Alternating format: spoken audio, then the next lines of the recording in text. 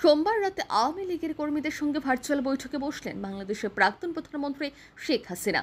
দেশ ছাড়ার পর থেকে আত্মগোপন করেছেন তিনি, তবে খবর রেখেছেন নিজের দলীয় কর্মীদের।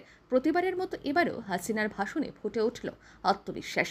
আলোচনার এক পর্বে তিনি জানালেন, চিন্তা করবেন না, খুব শীঘ্রই ফিরছি আমি। এরপরই তদারকি সরকারের প্রধান উপদেষ্টা মোহাম্মদ ইউনূসের বিরুদ্ধে অভিযোগ তুলে শেখ হাসিনা বলেন, আমি দেশটাকে যখন উন্নয়নশীল দেশে তুলে ধরলাম তখনই এমন গভীর চক্রান্ত হয়ে গেল, বাংলাদেশকে জঙ্গিদের দেশে পরিণত করা হলো। আর দিন শেষে এমন ব্যক্তি ক্ষমতা দখল করলো যার মানুষের প্রতি কোনো দয়া মায়া নেই আর ছিল না। এরপরে ইউনূসের গ্রামীণ ব্যাংকের দিকে নিশানা করে প্রাক্তন প্রধানমন্ত্রী আরও অভিযোগ, মানুষকে ক্ষুদ্র ঋণ দিয়ে মোটা অঙ্কের সুদ নিত, সেই টাকায় উনি বিদেশ পাঠিয়ে বিলাসবহুল জীবনযাপন করতেন। আমরা ভাবতাম গরিব মানুষের ভালো করছে, তাই একসময় অনেক সহযোগিতা করেছিলাম।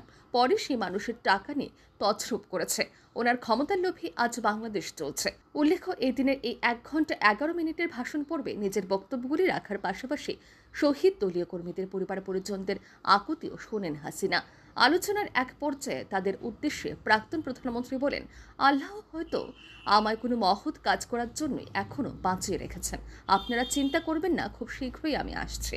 পাশাপাশি ভার্চুয়াল সভায় আন্দোলন চলাকালীন বাংলাদেশের পুলিশের চালানো রাবার গুলিতে নিহত পড়ুয়া আবু সাহেদের কথাও তুলে ধরেন হাসিনা। তার অভিযোগ, ওরা আসলে ওই পড়ুয়ার লাশটাই চেয়েছিল। শুনেছিলাম মাথায় আঘাত লেগেছিল, কিন্তু ওকে যখন হাসপাতালে নিয়ে যাওয়া হয় প্রাথমিক চিকিৎসাটুকু দিতে দেয়নি। তার আগে বিশৃঙ্খলা পরিস্থিতি তৈরি করে। কিন্তু ইউনূস ক্ষমতা আসার জন্য, ক্ষমতাকে কুক্ষিগত করার জন্য কি আওয়ামী লীগকে শেষ করে দেবে? কারণ আওয়ামী লীগ দেশ স্বাধীন করেছে, এইটা হলো আওয়ামী লীগ অপরাধ। আর ওই পাকিস্তানিদের বুটের লাথি খেত, খাবার দিত না, কিছু দিত না, সেটা ভালো ছিল। তো এই দুঃখী মানুষের মুখে হাসি ফোটাতে চেয়েছিলেন জাতির পিতা, ইনশাল্লাহ সেটা করেছিলাম, কিন্তু সেই হাসিটা কেড়ে নিয়ে গেল একটা সুদখোর, মানবতা বিরোধী জঙ্গি ইউনূস।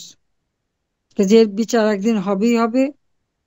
আমি বলবো, এখানে আমাদের যারা শহীদ পরিবার, সন্তান হারিয়েছেন, কেউ বাবা হারিয়েছেন, কেউ ভাই হারিয়েছেন, বোন হারিয়েছেন, মা হারিয়েছেন, কাজে সবাইকে এই প্রতিজ্ঞা মনে মনে নিতে হবে যে যারা এইরকম জঘন্য কাজ করছে তাদের বিচার বাংলাদেশে হতেই হবে, ও সেটা আমরা করবই। এটাই আমাদের আজকে দিনের প্রতিজ্ঞা। আমি শহীদ পরিবারগুলিকে বলবো যে আপনারা ধৈর্য ধরেন। এরা এরা বিএনপি, জামাত বা ইউনূস এরা স্বীকৃতি না দিলে কি হবে? দেশের মানুষ আজকে টের পাচ্ছে। বাংলাকে আবার যেন, বাংলাদেশটাকে সেই মানে অসাম্প্রদায়িক চেতনার উন্নত সমৃদ্ধ বাংলাদেশ হিসেবে গড়তে পারি। এই বাংলাদেশে কোনো সন্ত্রাসের ঠাঁই হবে না। তাদেরকে বিতাড়িত করে দেশের মানুষের জীবনের শান্তি, এটা আমরা নিয়ে আসবো। সবাই ভালো থাকেন, দোয়া করি।